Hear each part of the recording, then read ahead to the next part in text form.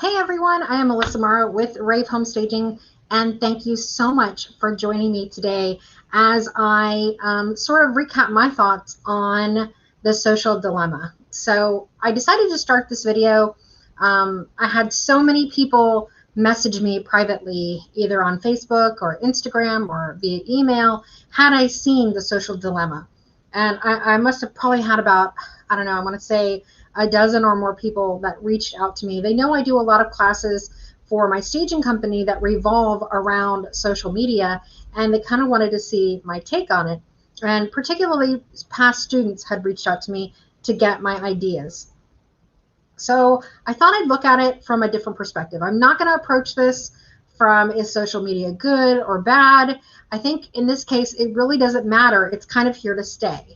So if you will, I see that people are already tuning in, and I really appreciate that. If you could go ahead and leave a comment where you're coming from, if you're a business owner, if you're thinking about starting a business. Oh, I've got this weird thing going on my hair right here with what is happening. Wow, that just made it. Okay, we're just going to ignore my hair. I don't know what's happening at the moment. It was fine a minute ago. If you could leave a comment as to like what questions you have or what you want to know about the topic of the social dilemma, and I will be sure to address them. And if you have any comments or questions throughout, I can see your comments as they come in, so I will do my best to answer them as it is appropriate in my conversation. So if you have seen the social dilemma, if you can go ahead and comment that you have seen it, or if you haven't seen it, that'll help me have some basis too. So I'm going to give a little bit of a recap on people, on sort of what I've heard from other people by seeing comments on Facebook or on other platforms, and then sort of what my take was on it. So I do see a couple people. So Ethel Ann, hi. You're a realtor and very interested in the topic as a whole, then you haven't seen it yet. Great. I can still give you some background on it. So basically, the social dilemma was a not an infomercial, sorry, a documentary. That's what I'm looking for. It was a documentary on Netflix, and it was about how social media uses you as a commodity. So basically, you're not paying for the platform, and by you not paying for the platform, it means you are the platform. You are what's for sale. Your attention is for sale.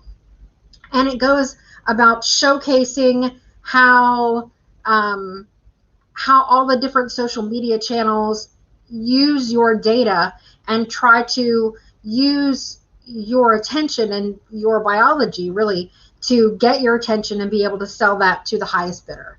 Let's see. Elaine Morris says that she's in Houston on disability and wants to get to a point where she's selling the things that she's made or recycled. Awesome. And I'm going to help with that, I promise.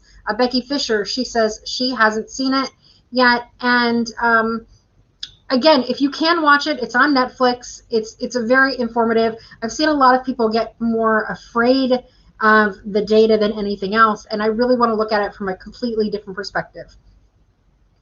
So as a business owner, one of the things that I think is really important is really paying attention to your use of social media, and then how you're pushing information out and how you are letting information be pushed to you, if that makes sense. So one of the things that all of the social media channels does the most to gain engagement is they push notifications. So if you look on your Facebook or your Instagram or even your games that you play, do you have push notifications enabled? I can tell you that for me, I haven't had push notifications enabled on almost anything on my phone for at least 3 years now. And that's because I run multiple businesses, and I really prefer to control my time than let others control it.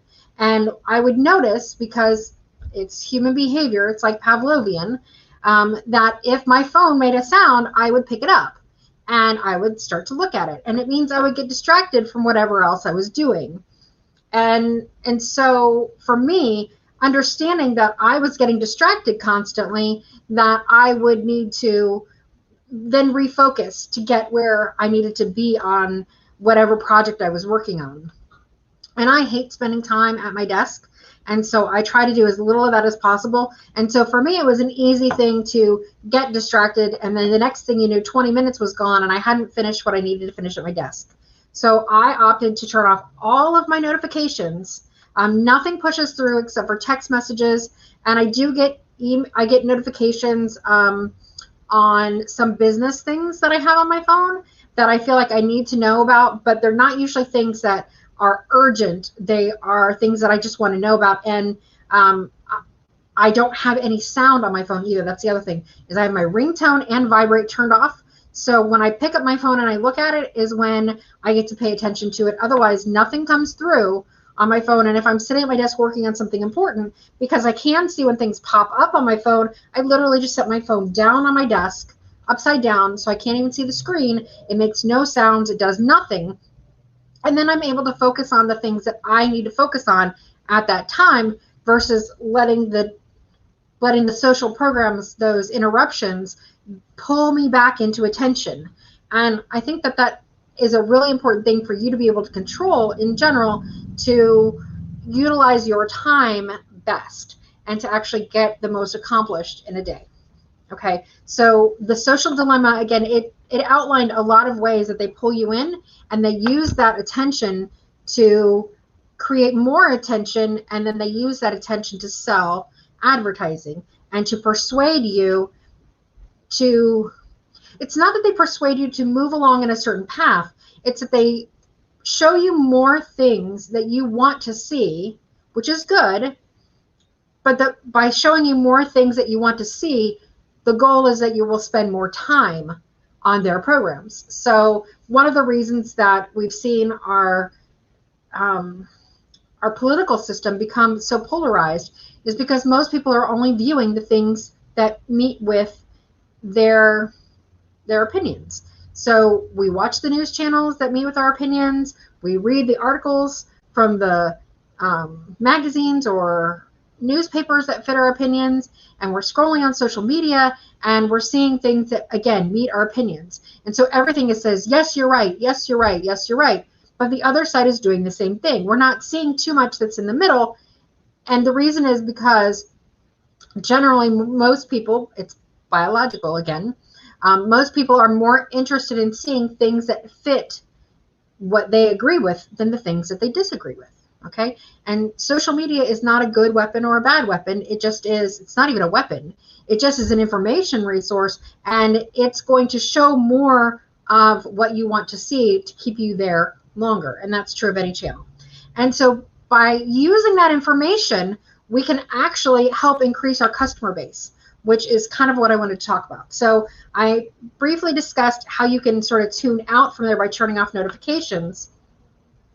And I actually went a step further, and part of it was because I have been so stressed lately when I get on social media, everything that's sort of bombarding, particularly political, which I'm not happy. I'm not going to lie, I'm not happy with where things are politically right now. I think that there's a lot of problems in this country that we're not addressing, that I think need to be addressed, and it's just not happening. So when I get on there, I find that my blood pressure goes up. I get really angry. And I get, it feels very tumultuous. And I have to work on these platforms. I am in groups that I need to focus on. I put things out to build my business and build my brand. I cannot be distracted and get into this negative emotional state constantly by being on social. So I actually went this step further and cut my subscribe list down to only less than 100 people. So there's less than 100 people that are now on my Facebook feed.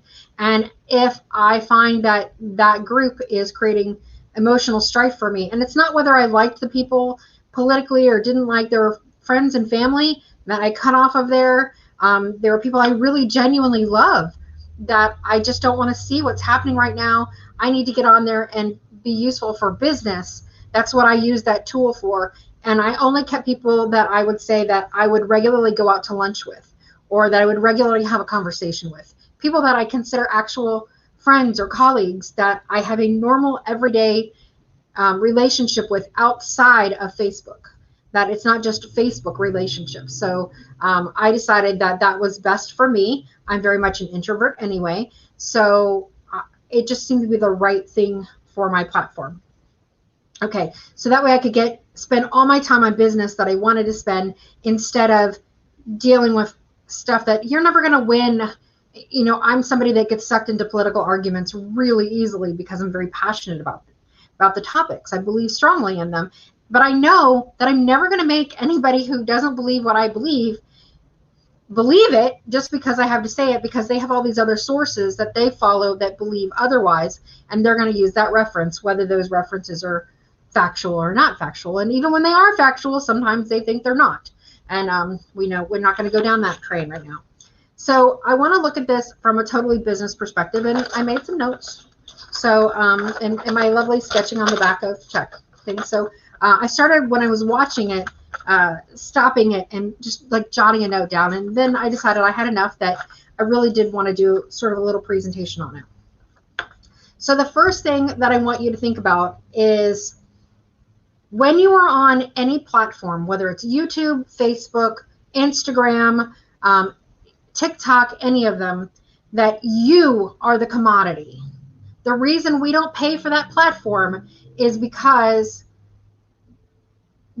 they're trying to sell us, okay? It's free to us because we're the product, okay? And so if you are the commodity, the first thing you need to think about is how can you raise your rates, all right? We are not getting, I don't think there's anybody tuning into me right now that is probably making enough money off of social media that they really feel like if they spent all day there, that they'd be making a paycheck. So, I mean, maybe, I don't know, Jamie Ray, are you on here? Because if you are, maybe you are. But otherwise, I don't think there's anybody on here. This one here, I don't know what's happening. It was fine before I got on live. We have to consider if they're charging for us, if they're vying for our attention, if they're bidding for our attention, how do we get paid better? And how are we worth more? And basically the answer to that is by understanding engagement, growth, and advertising, okay? So we're spending our time and we're spending our energy on there and realizing that not only are we doing that, but so is everybody else, okay? So let's start with engagement. And this is going to help you grow your business, okay? You need to first determine when are people most engaged in your content. And that is time-wise. So you can go on and virtually every single social media has an analytics, and you can actually physically see when your best viewership watch you. What time is best? When you're posting at a certain time or when they're watching you, what time is that? And try to schedule your posts around that. And understand you can use a variety, the Hootsuite, whatever. There's a variety of tools, and most of the platforms now allow you to do it naturally inside the platform itself. What time are you going to perform best so that as many eyes are on you as possible? And so remember I said raise your rates, and the way you do that is we can actually get to a point where we monetize all of this social. And yes, Facebook now actually has a plan where you can monetize on Facebook. So you can monetize videos on Facebook. So I don't know a lot about that because I'm not at that level right now, but I'm pretty close, I think, on that one. And I'm super close on YouTube as well. So we want to start paying attention to when, in fact, they are watching you. And this isn't just on social media. I'm going to say I've been talking about this, about newsletters for real estate industry, for home stagers for years. I've got dialed in when a newsletter should go out to the nth degree. So, and here's how I think about it. Okay, so to give you an idea of what I'm talking about with these posts, I'm going to show you how effective it can be in a newsletter. So I'm a home stager. That's my primary source of income. Yes, I have DIY and I have a new store, and we're trying to get that all set up and running and financially successful. But in the interim, I have $1 million. Last year, my staging company did $1.25 million in gross sales. Okay, that is my bread and butter. Now, that doesn't mean that I made that much money. Obviously, I had a ton of expenses that come out of that, but that's my bread and butter. That's what pays for my family to exist. That's what pays the light bill. That's what pays everything, okay? Food, everything. So when I want to engage with realtors that I haven't met yet, often the easiest way for me to do that is the old school method of a digital newsletter. Okay, so I have an account, and we send one out every month. I have an account with MailChimp, and MailChimp, we write our newsletter, we delve the content so that it is stuff that is important to them. It's not about us, it's about them. If it's about us, they don't care. It has to be about them. So we make sure we have content that is interesting, that they're going to want to open and they're going to want to read. Okay. And then we also have third-party endorsement, where we typically have a testimonial or something from another client that talks about us. Again, we can't talk about us, but other people can talk about us. So we're giving a third-party endorsement, and then we give tips for their customers that they can use that will help their business grow. Okay. And all of that information is great, but if we don't send it at the right time, then that information isn't going to be as valuable as it can be. And so here's my thought process for going through this. And if there are any realtors on here, please give me a yes, that's true, or no, that's not true. On there, love to hear the feedback. So on Mondays and Fridays, realtors are typically at their absolute busiest. On Mondays, they are typically trying to catch up from the weekend. This is when offers have gone out. This is when if they got any offers, if they got any deals over the weekend, this is when they're scheduling with the title company. They're contacting mortgage lenders. They're making sure that all of the things have happened properly. They're getting all their paperwork together, and they're getting it in the system, and they're checking on anything that may have changed over the weekend on statuses of their business. They're also, if they hold listings, they may be getting feedback from realtors who showed the properties over the weekend. Mondays are extremely busy days. So generally speaking, I would never want to send a newsletter out to a realtor on a Monday.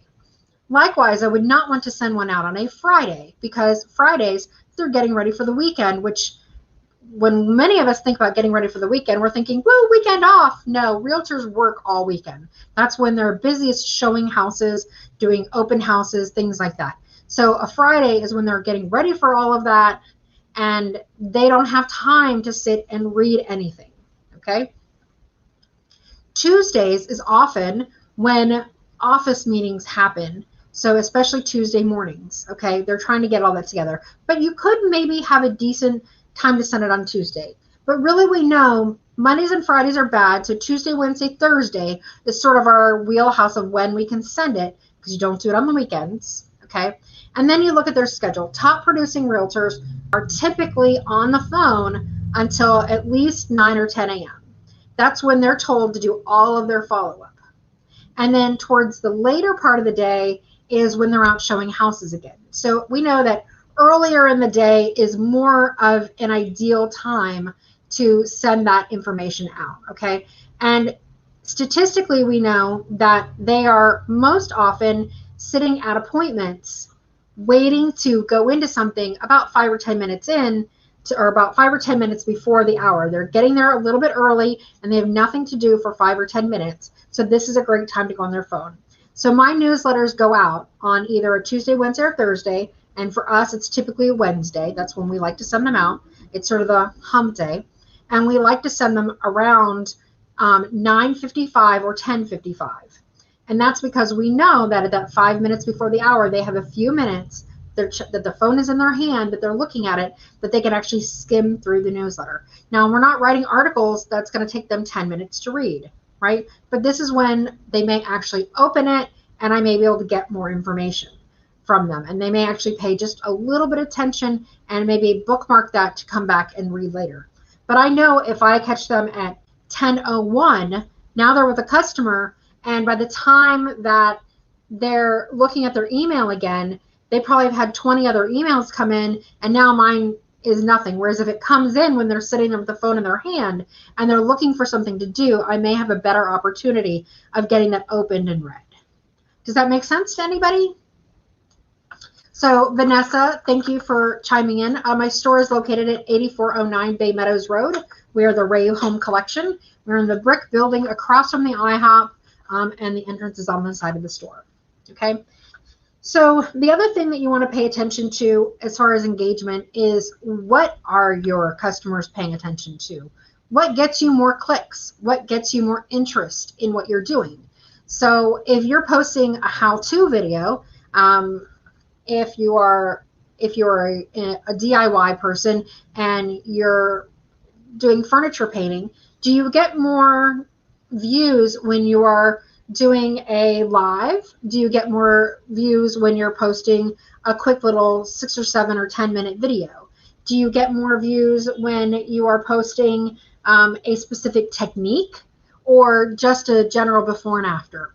Like, what gets people inspired? Pay attention to what actually is it they're paying attention to, and then give them more of that. I know that on mine for Rave Home Staging, that people really love to see what some of the highest content I get actually isn't the afters, it's the befores. People love to see when I walk through a house and I explain how I think through the stage process. It's not even the after. Then they'll come back and see the after video, but what they're interested in isn't necessarily the beautiful staging. What they're interested in is understanding how the process works.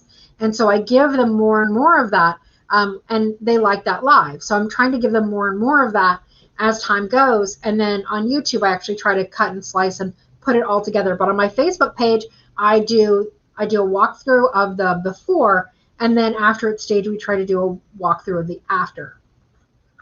Now, we do 10 houses a week, so I could not do all of those. I don't stage them all, but I do try to put them out regularly, and people do really seem to love them. Ethel Ann, oh, awesome. So you're local. Fabulous. Okay, so Ethel Ann says that she just saw our new building a few days ago. Okay, so then for growth, how do you get more viewers, more comments, more likes? The answer to that really is by being more engaging yourself, asking questions. For example, I asked if what I said makes sense, and Ethel Ann chimed back, yes, that makes sense. Okay, so you need to be engaging with your customers when they, or potential customers, when they are there. And part of that is, like, if you look at our Instagram feed, particularly on the Rave Home Collection, you'll see that I'll post something and I'll say something like, where would you use this piece? How would you use this piece? What does this make you think of? What kind of new techniques would you like to learn? By asking questions constantly, you're going to get answers. And when you ask the questions that inspire somebody to respond, then you're going to get more engagement. And also, when somebody does engage, then you want to create a response that may make them engage back. Okay, so get more engaging in your content. When you see people who are really good on social media, it's often because they're very engaging with their audience. If you watch me regularly on our DIY segments, you'll see I love Jamie Ray Vintage. And one of the things that's great about Jamie Ray Vintage is that she's constantly talking to the people who are talking to her when she's doing her lives. And that makes people feel included and makes them feel part of the process, and it makes them want to come back and watch more and more of her videos. And so what are others with large followings and high watched content? What are they doing? Look at in your industry. So if you're in real estate and you want to get, you're like, well, I've tried social media and it just doesn't work. I don't get any engagement at all. And I feel like I'm talking to a brick wall when I put things out there. Then what you have to look at is the content that you're putting out, is it engaging content? And are you finding a way to engage your audience so that you get growth? Look at what people who have big followings do and then follow that roadmap. Now, I'm not saying to copy their content. What I'm saying is ask more questions. I know that Lisa Duke, who came and took one of my social media classes, afterwards she started putting out a different kind of content. And she was actually, one of her posts went viral, and it was about, one of the things that we talked about as a realtor is putting out content about local businesses and things that are happening in the area and asking people questions about those things. And she had put out something about, I want to say it was like Bojangles chicken sandwiches or Popeye's chicken sandwiches, or I don't know what it is. Somebody who knows this area probably knows whatever kind of restaurant was going in, and some mega chicken sandwiches were coming in town, and I don't eat that stuff, so I have no idea what it was. But Anyway, hers went viral because she started talking about a new restaurant going up and that they were going to have these chicken sandwiches, and everybody went crazy because apparently these are darn good chicken sandwiches. But figure out, like, post what makes sense for your channel, but also look at what are people interested in? What are they talking about? What are current events? Even this stream, the social dilemma, the reason I posted it is because everybody's talking about the social dilemma. So how can I get engagement based on the social dilemma and use this to my advantage in my business? And then, so we need to focus on selling techniques when we are engaging also. And by that, I mean, we have to, have you ever been in a store, a retail store, and the salesperson walks up to you and says, "Are you finding everything okay?" Tell me, what's the first reaction by everybody when someone says, "Are you finding everything all right? Is there anything you need to help me with, help you find?" Immediately, everybody says, "No, I'm good. I'm good." Now, you could actually be searching for something specific that that person may be able to help you with. But it is gut instinct when somebody says a yes or a no question that they're going to say, that you are going to say, "No, I'm good. Nope, don't need your help," even if you do. Okay? So instead, you need to start asking questions that have open-ended answers. What are you looking for today? Is much better than, "Are you finding everything okay?" Okay? "Oh, what brought you into the store?" Great. Start asking questions and getting the information. And when you do that, you're actually going to make your customer service better because they're going to feel like you listened to them and that you were engaging and helping create solutions for them. And if you get the vibe that they really want to be left alone, then you absolutely do that. But most people really do want to have some kind of interaction. And they want to know that they're seen and that their personage is valuable in there, that they are the commodity, not just their money. Okay? And so it's important that you make them feel that they are important because they are important to your business. And so in the same way, we use that engagement and we use the measuring tools of all of the social media to determine what questions or what we should be asking. Okay, so like if you're using YouTube, let's say, and you're looking at the analytics in your YouTube account and you're seeing that you have a runaway video. On mine, it is a mercury glass DIY. Then I need to look at, well, what is it about that video? What element was it that made it a runaway success? Why does it have more views than any other video on my channel? And how do I do more of them? Okay.